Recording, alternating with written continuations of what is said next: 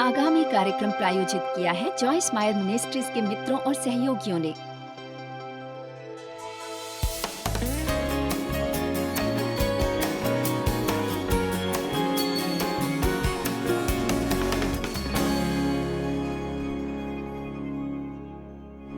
अब मैं यूहन्ना 5 की तरफ जाने से रोक नहीं सकती। 6 महीने से इसी व्यक्ति के ऊपर संदेश का मौका नहीं मिला है और अब मैं रुकूंगी नहीं। बाइबल की ये एक रोचक कहानी है। कम से कम एक क्षेत्र में नकारात्मक होते हैं लोग। यूहन्ना 5 देखते हैं। इस कहानी का कुछ सारांश बताने के बाद मैं उन वचनों की तरफ जाना चाहूंगी जिस पर हमें गौर करना है। तो परिस्थिति इस प्रकार है कि एक मनुष्य बीमार था, अपाहिज था, अस्वस्थ था। वहां बैतसैदा नामक एक कुंड था। इस कुंड के पानी पर कुछ दैवी चमत्कार का अभिषेक था और साल में एक ही बार स्वर्गदूत कुंड में उतरकर पानी को हिलाते थे। और ये बीमार लोग जो सालों से इस कुंड के आसपास पड़े रहते थे, पानी के हिलाने की राह देखते रहते थे ताकि जो कोई पहले उसमें उतरता चंगाई पाता। और अब यीशु वहां पहुंचते हैं, वहां पर पड़े लोगों को देखता है। 38 साल से पड़े हुए को कहता है, सुनो, वो अपाहिज है, हम उसे देना चाहते हैं। मगर क्या ये मैं नहीं बताना चाहती? कहीं पर भी 38 साल पड़े रहना काफी लंबा समय है। यीशु उसके पास जाकर पूछता है, तुम कितने समय से यहां पर हो? शायद ऐसा उन्होंने उसे छेड़ने के लिए कहा होगा। मतलब इस अवस्था में कब से हो? कितने सालों से तुम यूं ही बड़बड़ाते हो? मुझे आपसे बात करनी है, आप जैसे कि मैं आपसे प्यार करता हूं।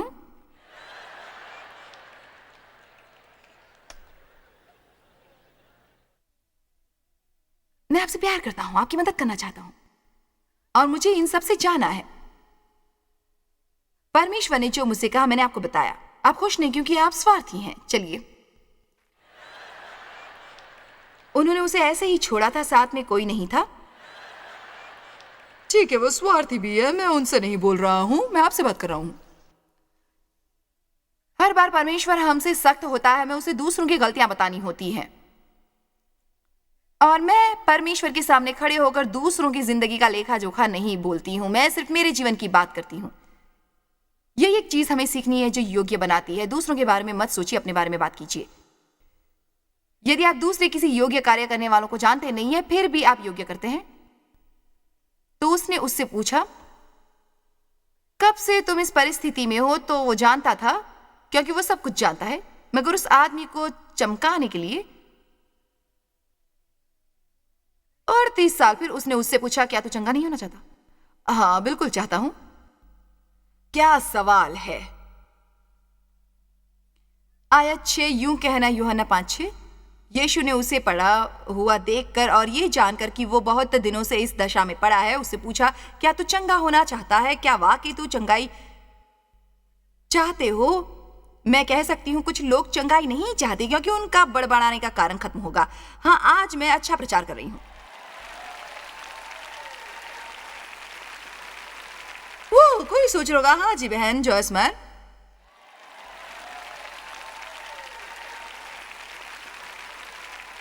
कुछ ऐसे होते हैं। उस बीमार ने उत्तर दिया, जब भी मैं इसे पढ़ती हूँ खो जाती हूँ। आज मैं यहाँ अपनी पूर्ण मनोवृत्ति बदलना चाहती हूँ। उस बीमार ने उत्तर दिया, हे प्रभु, मेरे पास कोई नहीं है कि जब पानी लाया जाए तो मुझे कुंड में उतारे। जरा सोचो, इसका मतलब वो अपाहिज था, परंतु मेरे पहुंचते पहुंचते दूसरा मुझसे पहले उतर जाता था। ध्यान देना, मुझे कुछ बताना है। 38 साल तक पड़े रहना है। मान लो कि ये कुछ है, ठीक है, 38 साल मैं यहां पड़ी हूं। ये काफी मतलब यहां पड़ी हुई 38 साल से। ओ, काफी लंबा समय है। 38 साल काफी लंबा समय होता है। मैं समझ गई हूं, मैं अपाहिज हूं, पर बाकी तो मैं कार्यरत हूं।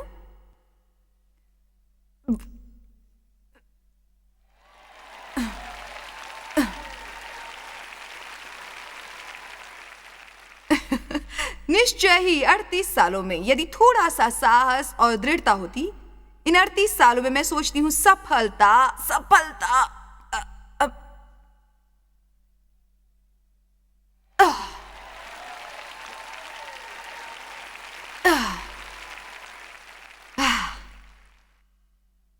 ठीक है, अगली बार जब स्वर्गदूत अगले साल आएगा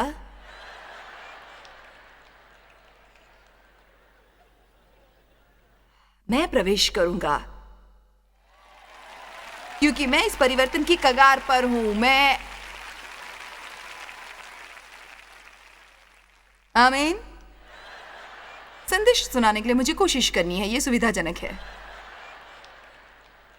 कुछ हफ्ते पहले मैंने लोगों से कहा था कि मेरी पीठ में दर्द रहता है। पता है मैं क्या सोच रही थी? मैं ऐसा सोच रही थी कि मैं ऐसे ही संदेश दिया करूंगी।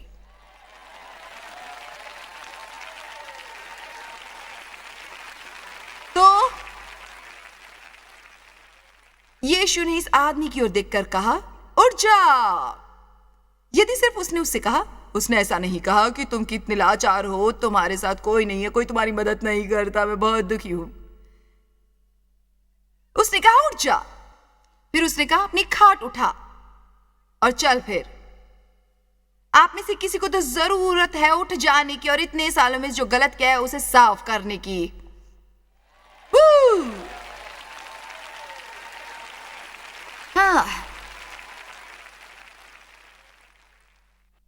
हाँ, किसी भी कीमत पर यदि जो कुछ मैं समझाना चाहती हूं उसके लिए मुझे जमीन पर रेंगना भी पड़े तो ठीक है।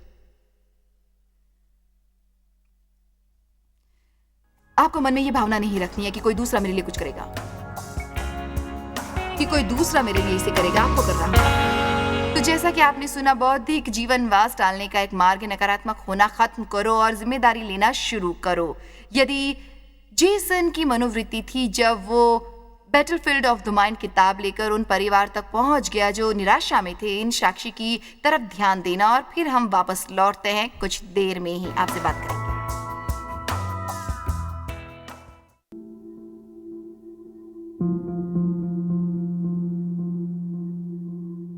मेरी पत्नी ने पहले ये किताब पढ़ी और मैंने उसमें परिवर्तन देखा। किताब पढ़ने पर वो एक छोटे से ग्रुप में गई और उससे उसको खुद के साथ खुलने की सहूलियत हुई और मेरे साथ भी।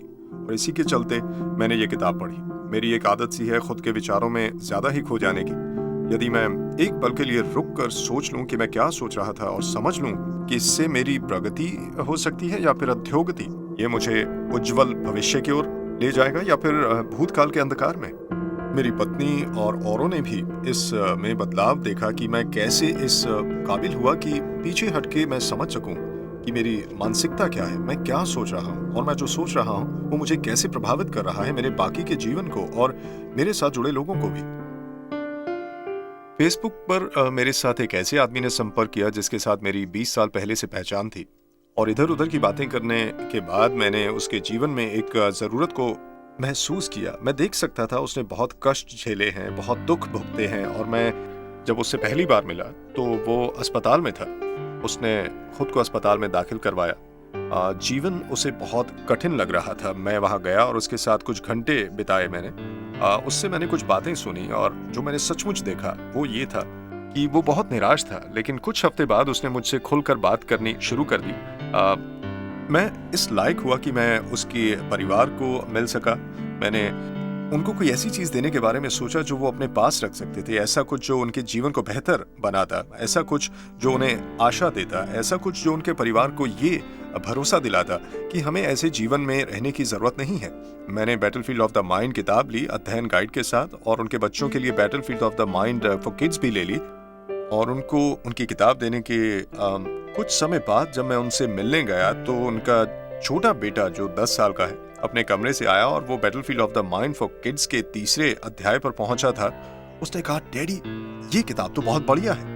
और एक बात जो मुझे बहुत ही ज्यादा प्रभावित करती है, किसी को भी, चाहे वो किसी भी उम्र का क्यों ना हो, वो है पीछे जाकर उस बारे में सोचना जो आप सोच रहे हैं। छोटे बच्चे से लेके बुजुर्गों तक सभी हमेशा सोचते रहते हैं। हमारे दिल में हमेशा कुछ चलता है, चाहे वो बीता कल हो या फिर आने वाला कल हो या फिर आज ही क्यों ना हो। एक महान व्यवहारिक साधन है बैटलफील्ड ऑफ द माइंड नामी किताब। ये वो चीज है जो उनकी मदद करेगी अपने जीवन की सच्चाई देखने में और साथ ही मेरी तरह ही उनको आशा मिलेगी ये देखने की कि हमें ऐसे ही रहने की जरूरत नहीं है, हमें इस उजाड़ में रहने की जरूरत नहीं है, हमें इस निराशाजनक हालात में रहने की जरूरत नहीं है। मैं सब सुधार सकता हूँ, मैं अपनी सोच को बदल सकता हूँ और याद रखिए छोटे से लेके बड़े तक।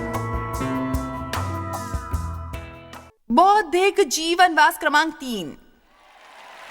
हम बहुत प्रगति कर रहे हैं। मुझे ये मनोवृत्ति अच्छी नहीं लगती कि सारी चीजें सहज बना लो, यदि चीजें कठिन है तो लेने में असुविधा होगी। ये बहुत ही शोचनीय, खेदजनक और करुणामय है। मैं नहीं कर सकता, मैं कुछ नहीं कर सकता, ये बहुत कठिन है, मैं नहीं कर सकता, बहुत भारी है। मुझे पता है मुझे क्षमा करना है, मगर ये कठिन है। मुझे पता है मैं ये कर्ज मुक्त नहीं कर पाऊंगा, लेकिन करना है। मैं क्या करूं, कुछ समझ में नहीं आता।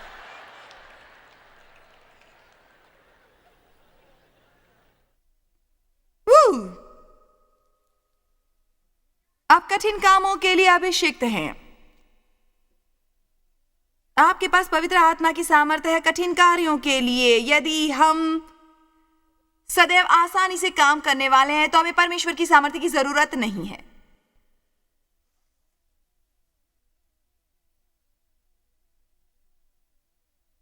यह बहुत कठिन है। यह सबसे बड़ा बहाना हम हमेशा इस्तेमाल करते हैं। हम इस पर सोचते भी नहीं हैं कि कितनी बार हम इसे इस्तेमाल करते हैं।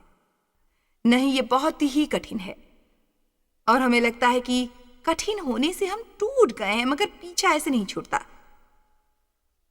इसका मतलब है और अच्छी कोशिश करनी है। यदि थोड़ा सा कुछ कठिन होता भी है तो परमेश्वर के साथ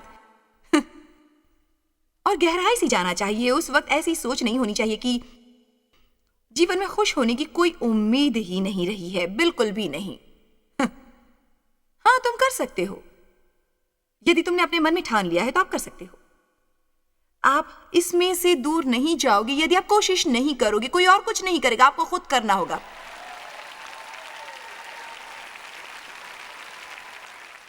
देखो, एक चीज मुझे हमेशा खुश करती है, जब आप पूर्णतः नीचे आ जाते हैं और जब आप पाते हैं उसी में।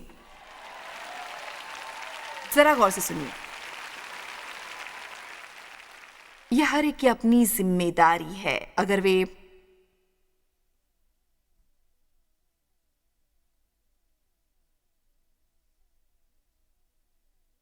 मगर वे अरे आप समझते नहीं हो। मगर वे मुझे कुंड में छोड़ने वाला कोई नहीं है।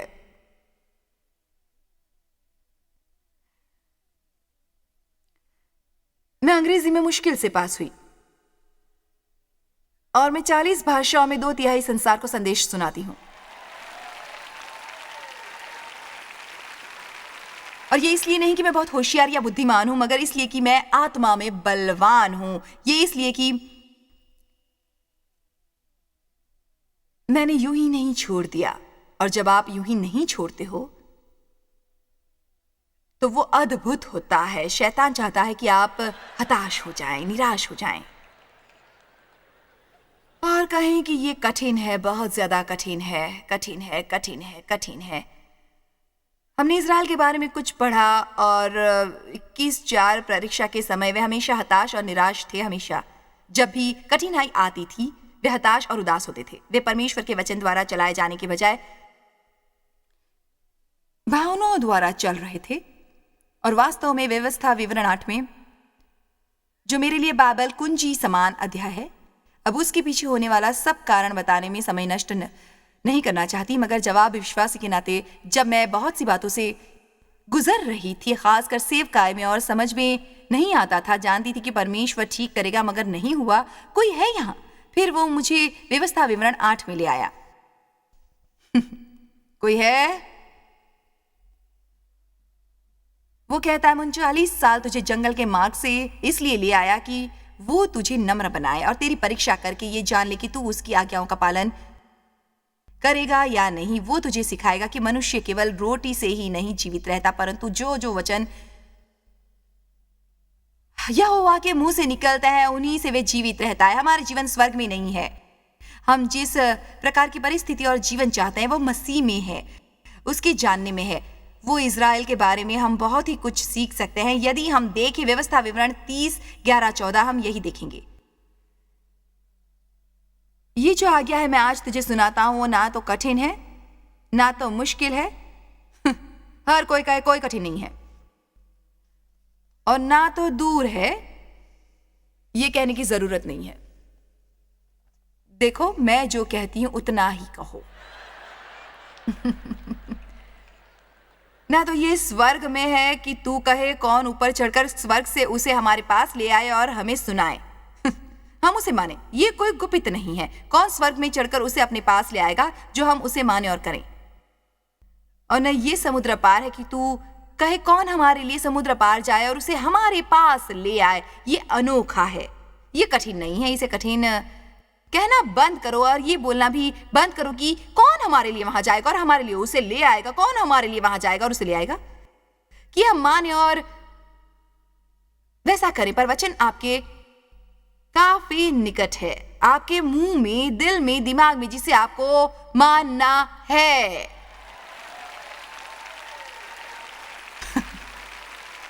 जीवन में आपकी जरूरत को पूरी करने के लिए कौन आपको योग्य बनाता है? वचन को समझना, वचन बोलना, खासकर जब परिस्थिति विकट हो। ना तो हमें क्या लगता है इसे कहना।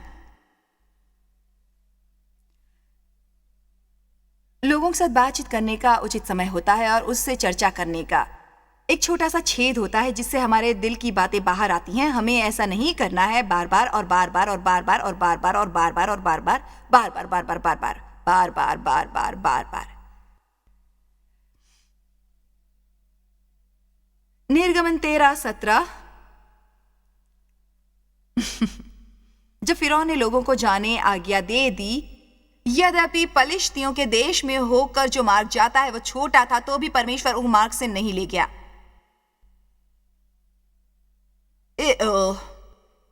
मतलब परमेश्वर तुमने आसान होते हुए भी इसे नहीं किया। ये सब क्या है? मैंने सोचा तुम लोगों से प्यार करते हो, सोचा कि आप दयालु हो, अच्छे हो, क्षमाशील हो, तो क्यों इस परिस्थिति से पीछा छुड़ाते हो? यदि आप चाहते तो कर सकते हो। ठीक है, वापस देखें कि परमेश्वर उन्हें आसान रास्ते से नहीं ले गया।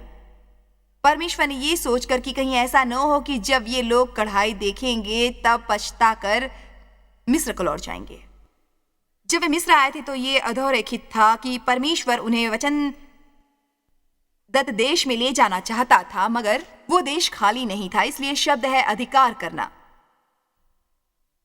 जब बाइबल देश के अधिकार के बारे में कहती है, इस अधिकार करने का मतलब है मौजूदा लोगों को निष्कासित करना। इसका मतलब उन्हें किसी महिमामय बादलों पर बैठकर लहराते हुए उस देश में जाकर शांति से बसना नहीं था। मौजूदा लोगों के साथ लड़ाई करके उन्हें निष्कासित करना था। परमेश्वर का कहना उसके लिए तुम तैयार नहीं हो। देखिए, कभी कभी किसी चीज को हासिल करने के लिए हमें शैतान से खूब लड़ाई करके ही उसे प्राप्त करना पड़ता है। हमें चीज तो चाहिए, मगर पहले शैतान के साथ झगड़ा करना होता है। कई लोग शैतान को तो भगाना चाहते, मगर रसोई में रखे गंदे बर्तन कुछ नहीं कर सकते।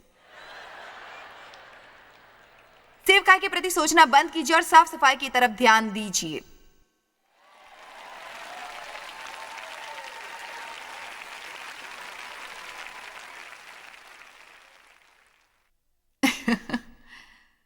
मुझे चर्च में आराधना गुट का नेता बनना है। बाकी लोग जो गाते हैं उनसे मेरी आवाज अच्छी है, मैं वो कर सकता हूँ, मैं ये भी कर सकता हूँ, मैं सब कुछ कर सकता हूँ, पर मैं नहीं हूँ वहां पर। काफी लोग वहां पर हैं, पर मैं नहीं हूँ।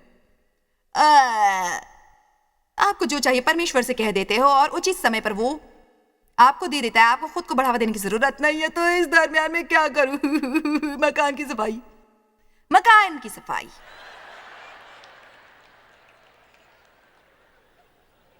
अपने बच्चों से प्यार करो, वचन का अध्ययन करो, पड़ोसियों से अच्छा व्यवहार रखो। हाँ, मैंने एक बार किया था। लहू बहने वाले रोग से पीड़ित स्त्री को देखो, उसने हार नहीं मानी। सबसे कहा यीशु को अकेला छोड़ने के बारे में, मगर बाइबल कहती है कि वो डटी रही, भीड़ में डटी रही। मरकुस 4, यीशु चेलों के साथ नाव पर चढ़ गया। उसने कहा आओ हम पार चलें। वो नाव में जरा शांत जगह जाकर झपकी ले रहा था, तभी झंझावात और आंधी तूफान चालू हुआ। यीशु, क्या आप हमसे प्यार नहीं करते? यीशु, क्या आप हमसे प्यार नहीं करते? तुम कैसे सोच सकते हो? तुम्हें चिंता नहीं है? हम इससे पार कैसे जा सकते हैं? और मुझे इसके बाद के वचन अच्छे लगते हैं जो कहते हैं वो झील के उस पार पहुंच गए। आप जानते हैं, यदि यीशु ने कहा है कि हम झील के उस पार जाएंगे तो उस पार हम हो जाएंगे, मगर यात्रा कैसे करनी है ये पूरी तरह से आप पे निर्भर है।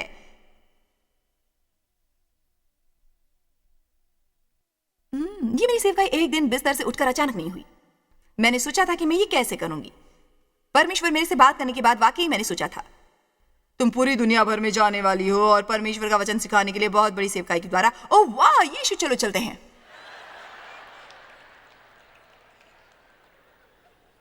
हे परमेश्वर, कृपा करना। मुझे याद है मैंने एक दिन प्रार्थना की थी, मुझे अभी भी याद है। तब मैंने कहा था, ओ परमेश्वर कृपा करें, कृपा करें। इसे करने तो परमेश्वर का बुलावा आया। तब मैं इतनी जवान नहीं थी, मैं तो बस अपनी 30 में थी और 42 की होने तक मैंने इस सेवकाई की शुरुआत भी नहीं की थी। इसलिए आप ये मत कहिएगा कि मैं बहुत बूढ़ी हूं, मुझे ये बिल्कुल भी पसंद नहीं। और मुझे ये नहीं कहना कि तुम्हारे बहुत बच्चे हैं, जो कि 4 ही हैं। देखिए, मैं आपसे कहना चाहूंगी कि मैंने जब ये सेवकाई शुरू की थी, मेरी एक छोटी सी बच्ची थी जो आज CEO है और वो सारे टीवी प्रोग्राम का काम संभालती है। आज मेरे पास जो कुछ भी है वो मुझे एक रात में नहीं मिला है। मुझे इसके लिए परिश्रम करना पड़ा है, पूरी दुनिया भर में घूमना पड़ा है, बड़ी मेहनत करनी पड़ी है। इसलिए अगर आप ये सोचते हैं कि कोई काम जिसे आप शुरू करते हैं वो तुरंत ही हो जाएगा, तो ऐसा बिल्कुल भी नहीं होगा। आपको परमेश्वर से प्रार्थना करनी होगी अपने उस काम में सामर्थ्य पाने की, तभी आप वो कर पाएंगे। अपने विचारों को बदलें। कभी ये ना सोचें कि मैं ये नहीं कर सकता, जबकि आप वो कर सकते हैं अगर आप प्रार्थना करें, सामर्थ्य हासिल करें। हमें जरूरत है चुस्त रहने की, हमें जरूरत है मालूम होने की कि हमें क्या करना है। वो जानने के बाद हमें अभिषेक है कठिन कार्यों के लिए, कारण जीवन में सभी काम आसानी से नहीं होते, तो वो हम कर सकते हैं। ऐसी मनोवृत्ति धारण करने की कि सामर्थ्य देने वाला मसीह के द्वारा मैं सभी काम कर सकता हूँ। आज हम आपको कुछ अद्भुत शिक्षा प्रदान करने वाले हैं, जो कि मेरी बहुत ही प्यारी शिक्षा है। परमेश्वर आपको आशीष दे। मैं आपसे प्यार करता हूँ। जॉयस मायर मिनिस्ट्रीज में आप हमारे लिए बहुत ही कीमती हैं, जितना कि आप जानते हैं। हम आपकी सराहना करते हैं और इस सेविकाई को दुनिया भर में संभव बनाने के लिए हम अपने दोस्तों और सहभागियों को धन्यवाद देते हैं। हम साथ मिलकर भूखों को खाना खिलाते हैं, गरीबों को कपड़े देते हैं और कई देशों में सुसमाचार बांटते हैं। अपना प्रार्थना निवेदन भेजने के लिए कृपया आज ही संपर्क कीजिए joycemeyer.org पर। हमारे स्रोतों के बारे में और भी जानिए। जॉयस की सभाओं की सूची देखिए हमारे साथ सहभागी बनने के लिए, क्योंकि हम दुनिया भर में मसीह के प्रेम को बांटते हैं। इसका खर्च उठाया है जॉयस मायर मिनिस्ट्रीज के मित्रों और सहयोगियों ने।